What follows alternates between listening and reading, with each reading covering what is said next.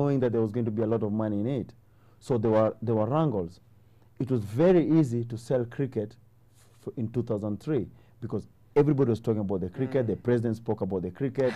we were at the State House. It was a new, was it a new government at that time? Yes. Yes. So everybody was very excited. So I think we didn't cash in then. We didn't really go because it was very easy to sell cricket then. Meanwhile, people were fighting for positions. These guys who have come in now, they came in excellent. They came in, I will tell you an example, they came in as the way the NAC group came in. A lot of, everybody embraced them. Everybody thought that this is the best thing to happen to cricket. These are because they have got one guy who has played cricket, the rest, their background of cricket is not so that good. So people thought that these are the guys who are going to push it to the next level. I'm sorry. These guys are the worst guys I've ever come across, to be very honest, yes. So looking at the point where we are now, of course, we did manage to get sponsorship at the very last moment to go out there. The sponsorship has come a bit late to help us in terms of preparation for the World Cup. I know it was meant for a different reason, but again, I know you have an issue with this scenario. I think Karuturi have sponsored. Yes, they're definitely very excellent, Karuturi. I'm very pleased, and it's for them to partner with Cricket Kenya. They must see some progress, or they must be going some interest into it. What I don't understand is, why should the chairman of Cricket Kenya say that he's got a sponsorship and he doesn't want to tell the public how much he's got? He doesn't want to break for us down what he wants to use with this sponsorship. What is hard in him saying that I've got 2 shillings and I want to spend 50 shillings, or I want to spend 50 cents on ABCD, 1 shilling on this, and then the team goes, if the team comes back, this is what I'm expecting. What, if he sits down, what are the incentives that he told the boys before they left here? Yes, you've got a sponsorship at the last minute. If you guys do ABCD, this is what we're going to do for you. Yes, I think that's totally wrong. Let me get this right. We don't know how much was given. I don't know how much was given. We don't know where it's going to. We don't know what it's going to be there for. So that's very interesting, yes. Right. I'm told we have a phone call. Welcome to the Power Breakfast Show. Do you have a question or comment? Hello? Hello, go ahead. We can hear you. My name is Penina. Okay. About this cricket thing, you know, it's been long overdue. They should bring in guys like Maurice Odumbe. You know, it was wonderful in 2003. I was in primary school then. Personally, I looked up to him as my mentor. I played cricket since class 3 up to Form 4. And when I went to the national ladies cricket team, trust me, I left cricket because it was hectic. The management was hectic. They don't pay your allowances, and they expect you to put up a good game. I think that's what's happening to the boys right now. They need support from everywhere. The government, the CK is terrible. And trust me, that day, what Mr. Obuya has said is very true.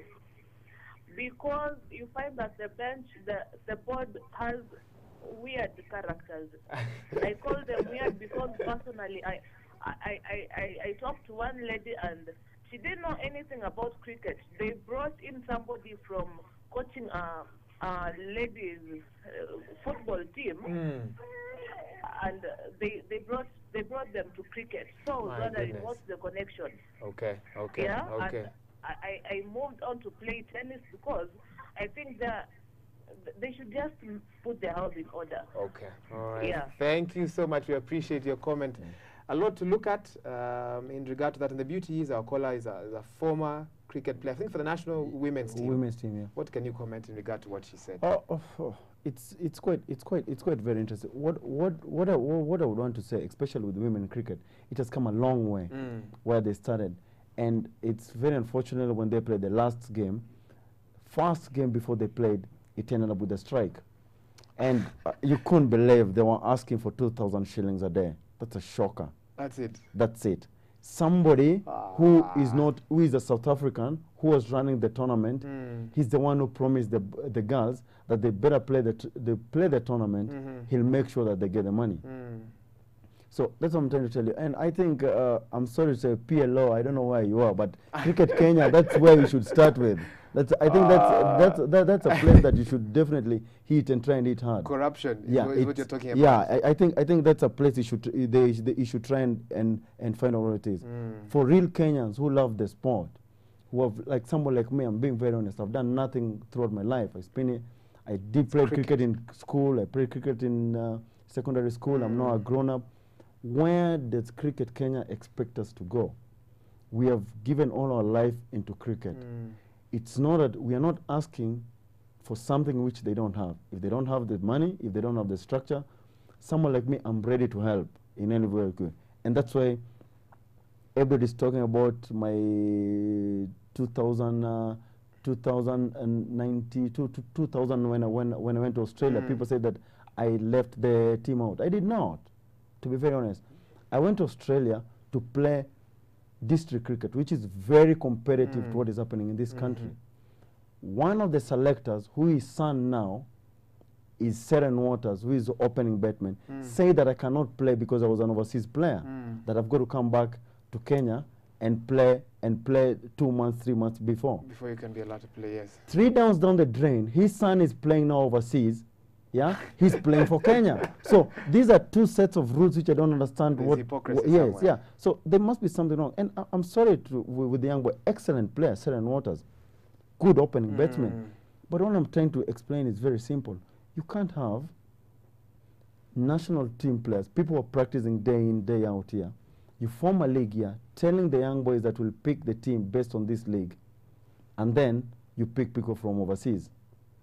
So what are these boys playing the league for? What are they practicing for? I don't think it has got no meaning.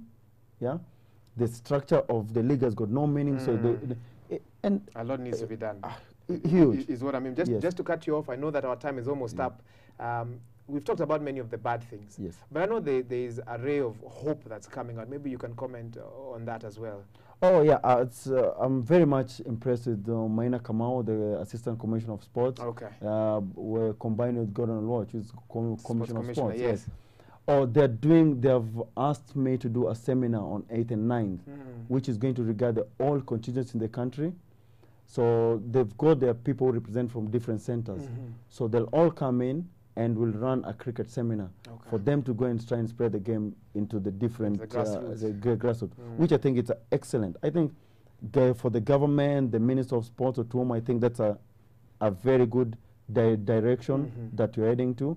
And I think that will definitely enlighten and at least take cricket to the real people. Okay. I know many of our viewers at home are asking, why are you not in Asia playing the World Cup? Maybe you can comment on that. To be very honest, I don't know about that, and I can't say anything. I'm shocked because they said before the beginning of the season that they're going to pick the selection on the league.